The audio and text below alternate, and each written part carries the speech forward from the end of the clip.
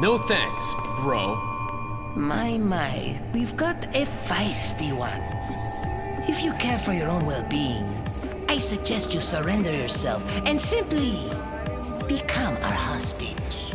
Or Mr. Scott, you can give us the girl because you're not worth a penny, I'm afraid. You can die.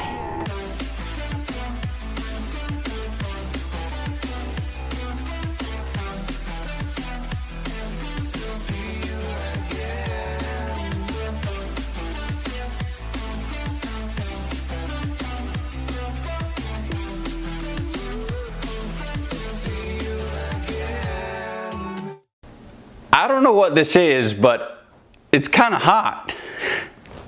Yeah, this game is still good. It's not really a surprise to anybody that has a brain. Resident Evil 4 came out January 11th, 2005, with reviews in favor of it from fans, critics, almost everybody on the planet that had 2 thumbs and a brain. This was one of the best games ever to come out for the gaming industry as a whole. This not really a surprise as to why it still holds up today. This game was an improvement, step up from Resident Evil 3 in almost every single way possible. The story, the graphics, and thank God the gameplay is superior in a way that I never would have thought possible, especially with just a 1 entry gap. It was made during a time when the companies like Capcom, EA, and whatever were all really interested in making games for the sake of making games and not just, money microtransactions. Cough, EA. It's not like the current games are bad in any way, especially Capcom's games, but you just don't really feel that same level of passion within main AAA titles anymore. Maybe except for Doom, for example, or Insomniac, but current games aren't that terrible. Capcom still makes the Resident Evil games with a clear vision of their passion, and it shows because the games still have a branching storyline with the same characters and stories throughout all of them. And with following the steps of Resident Evil 2, this entry follows Leon Kennedy, but without Claire Redfield, so this is more of a solo run as of this game. This time around, there are fully animated cutscenes, and interactive ones, like QuickTime events, within the actual game itself. So the gameplay to cutscene is a lot smoother than the before. The plot is simple. Leon just needs to save Ashley, the president's daughter, and bring her home from the Spanish country, which I don't know the name of. I'll write it down. Most of the characters are fine. There's not really any big glaring issues with them. None of them are really one-note bland. Leon and Ashley are obviously the main stars of this game, and I'm glad since Leon is really, really good in a funny and bad way in this game, and seriously just entertaining to watch. No thanks, bro. Lewis is barely in the game, which is sad because I played the remake and I liked him in there, but it's alright. He does his job well. And Ashley is alright as well. She didn't do much this game other than just kind of complain. The villains, though, were good. Krauser was my favorite, personally. I really do like it when a villain is just insane. He was Leon's trainer during this time in the Secret Service between Resident Evil 2 and 4, which is why he was recruited by the president. And the short little Napoleon Sadler is here, and he's alright for what he's given, but he doesn't stick around for too much. But he didn't really make that much of an impression on me. But in general, the game's story was effective and well-paced, and didn't really feel like it dragged on at all. It served its purpose well and effectively.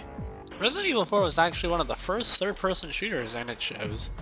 The aiming and the moving has still that same old tank control movement as every other game, but there are no fixed camera angles, so it's easier to move around. There's a few kinks, but overall, the game was a major overhaul, which I really, really enjoyed. Also similar to other games, every other game in this series, there's an ally system, but unlike the other games, she is useful. Zilch. Ashley is a liability, in my opinion. She does nothing but get more annoying.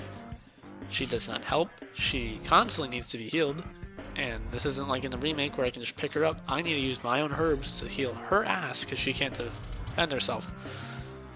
So she does nothing other than get hurt and yell the whole time, and just is a hassle to bring. One thing that isn't a hassle is the merchant that was introduced in this game. He can sell and buy you and upgrade weapons, which is a really nice addition that I really like, which is something that you're really going to need because this game is a hectic and very action focused. Enemies will come in hordes, and like I said, the shooting is a lot better and easier, so you're going to need a lot of fire to take them down, and the bosses especially are going to take a lot of heat in order to bring them to the floor. The bosses this time around have a lot of variety, and that helps keep the game going on and helps the game become even more perfect than it already is. Each boss is unique from each other. Krauser, Sadler, the Giant, the final boss, amongst others, are unique in their own way that helps the game from being repetitive. Now as to why this game is without a doubt 100% one of the greatest games I have ever played. This has changed the series and the gaming industry as a whole. This game made third-person shooters a household style when it comes to shooter genre.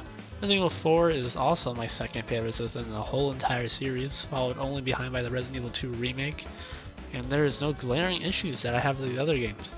And this game alone helped improve upon the rest of the games in this series.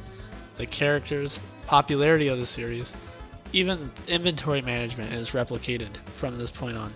There is not a single person on Earth that has played Resident Evil 4, and I will tell you full-heartedly and mean it, that they genuinely believe it's a bad game, and if they do, they're just lying, and they just want to see you get mad. But when everything is wrapped up and working, this is a masterclass of a game without a shadow of a doubt. Resident Evil 4 Remake improves upon this even more, which I didn't even know was possible, but that just goes to show how good Capcom is as a company. I'll give this game a 9.5 out of 10. The closest thing you can get to perfect within my scale. Hill Cell has a few issues. This is the highest I'll give a game in this series. Honestly enjoyed this a lot more, and it's a shame that the games do get downhill from there considering 5 and 6, but have a good day.